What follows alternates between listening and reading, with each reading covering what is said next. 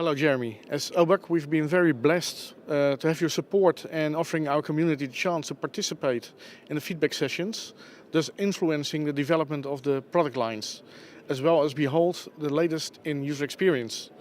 With all this exposure, there still seems to be a misunderstanding about user experience. So please, could you once more explain to our community what user experience really is all about? Of course. So the essence of user experience, especially in enterprise systems, is that enterprise systems usually reflect a particular business process, a logical business process. This happens, and this happens, and then there's a decision, and then this happens. It's very much based upon the technology, on the software, on the system. And really, that's very different to how people work. So we have the difference between the business process model, that's logically how it's in the system, and what we call the user mental model, how we approach tasks. So typically, an enterprise system expects that you will adapt to how it works, when in fact the trend going forward is how the system can enable how a person will go through their particular task or their particular activity. In my humble opinion, you and your team have the greatest job in Oracle. You're on the front lines of everything that's going on, and you're, with your team, able to influence the UX part of many products. But there are some limitations around what you can really comment on it. So can you influence when, for many of or all of the products, when improvements will become available? Well, to start off, we use 100% Oracle technology in what we do.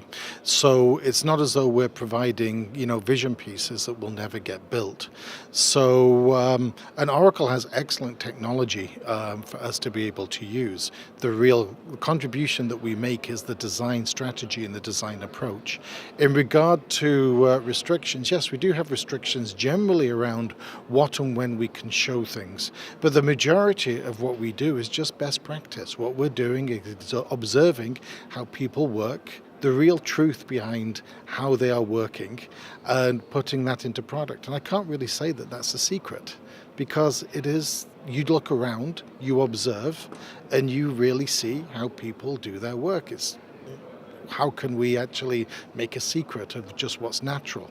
What we do sort of keep to ourselves is when we actually come across a new technology or a new behavior that we observe, and then we look to see how quickly we can get that to our users. Because in a couple of years' time, it may be too late or just irrelevant. Something may have changed. Being in front of everything that's going on, how do you handle the vast amount of innovations that come our way in a day-to-day business?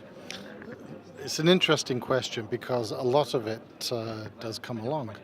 And I think that the only way that you can do it is by living it. So myself and my staff, when a new technology comes along, either I take it or other staff members take it, for example, like many of these devices that we have here. And they live with them for a certain amount of time, whether it's weeks, in certain cases months. I had one guy who was seeing if he could do all his work on an iPad for 6 months, no other device at all, just what the limitations were around that. And by doing it, we can really determine the difference between whether something is really useful, whether something has long-term use, or whether you just lose interest after a few days. In fact, that's actually the most interesting metric we get. If something really isn't useful, somebody will stop using it after 3 or 4 days, meaning it doesn't do what it expected to do, there's limited innovation around it, or it's just too difficult to maintain. Any of those factors come into play, it's not going to be adopted by our end users. So really, living it is the only way to truly find out whether something will work in an enterprise case. What advice can you give our user community if they want to influence the future beyond visiting the demo pods that are available and giving input via feedback sessions, given the fact there are no UX labs available in the Benelux region? Well, we're actually moving away from the model of having fixed labs, and we now come to many events like this one and other events around the world where we bring the labs with us. and allow users to find time to be able to come and give us direct feedback, both objective feedback and subjective feedback on what we do. Also, we have a number of other outreach channels to allow feedback to go back on our products, and we're looking at even putting that mechanisms into the products themselves.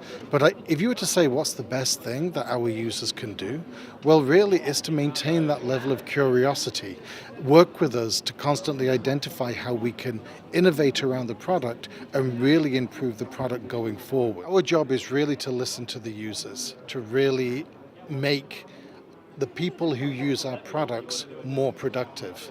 And we're a group of a particular size, but we have thousands, tens, hundreds of thousands of users, each one using our product on a daily basis. And really like the way that we are using these new innovations to identify possibilities of what to put into the product. Every single user out there has had an experience with our product.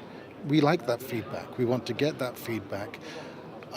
So coming to our labs and going through the other methods at, for example, usableapps.com, they will be able to find methods to be able to provide us with that feedback.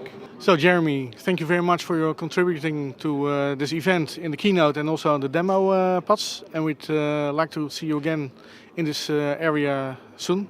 Thank you. Thank you very much for the invitation and also the opportunity to meet all the users over here.